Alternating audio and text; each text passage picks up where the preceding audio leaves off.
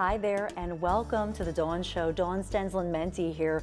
So just imagine for a moment if you needed a place to stay because maybe a family member needed specialized medical care in a different city than your own. So how would you pay for it? Well, in Philadelphia, Hosts for Hospitals helps families find free lodging and plenty of support at volunteer host homes. And a lot of magic happens in the process. And here to tell us more is Mike Akenbaum, who's the co-founder and executive director of Hosts for Hospitals. It's so good to have you here, Mike. Dawn, it's my true pleasure. Thank you for having me. And I love your story of yourself, being someone who was ill, and then you found a way along your journey to pay it forward. But can you take us back to when you were sick with leukemia? Yeah, thank you. Well, I was living in Ann Arbor, Michigan. I was 33. My wife, Ruth, and I, we had two children, an 8-year-old boy and a 8-month-old boy, and a 28-month-old boy. And I hadn't been feeling well for about half a year.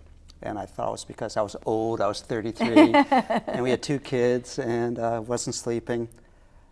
And I pushed things really far. And then one day I came home from work, and I was not able to remember the name of my 8-month-old child. And what actually happened is that he crawled over to me, and I looked down at him, and my other son was on the table in one of those strapping seats, the 28-month-old. And I looked at him, and I looked at him, and I looked at him, and I said to my wife, his name's David. I can't remember his name. So we went to the doctor the next day, and they said, don't let him drive a car again. And we went to the head of oncology at University of Michigan Medical Center. And the head of oncology said, I'm sorry, there's nothing that can be done for you. 33 years old. Oh my goodness. So we went to a local hospital, and they said, we'll give you chemo twice, wait a month, see if it works. And we did it, and it didn't work. And they sent me home to figure out what to do next. And at that point, I actually believed and knew I was going to die in 2 weeks. And the idea I had in my head, I don't know where I got this from, but that I was an old-fashioned pop-up toaster. And in 2 weeks, they're going to pull my cord out, and I'll be an inanimate object. So that's where the starting point was. I got transferred to Sloan Kettering in Manhattan. I was there for 6 months. I didn't see my son Josh for 6 months. And so when I came out of the hospital, I didn't really even know who he was. I hadn't seen him during his formative months. But I received a bone marrow transplant from my brother, and I was cured. Miracle. Yeah, so, and I would say that my wife, my mother, and the two boys, we got an apartment in Manhattan, and in today's prices for 6 months, it cost us $38,000. And neither parent was working by definition. Oh my goodness. So for you, you realized, first of all, you had this miracle, and it was a gift of life, literally. And you say to yourself, how can I pay this forward? What if we couldn't have done all this? What do people do? And maybe they die, maybe they don't get treatment. And so you end up now through a mitzvah project, now paying it forward and founding Hosts for Hospitals. Yeah, what happened was a group of people started doing this in Boston in 1983, and we learned about them. In the year 2000, they paid us a couple thousand.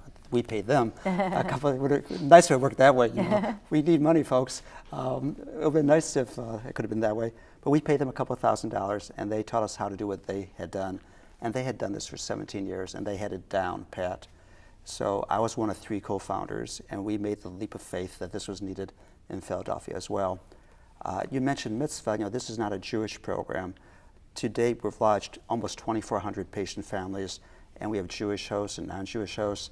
But my own personal motivation for doing this, within the Jewish tradition, there is a really strong value of visiting the sick and welcoming patients.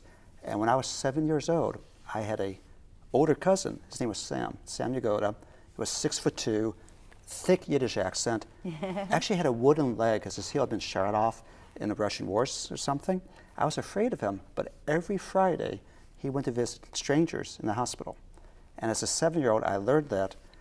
And it's really important. A lot of our hosts who do this, they have kids of their own in the family, and they are hosts explicitly to model for their children how to be good citizens.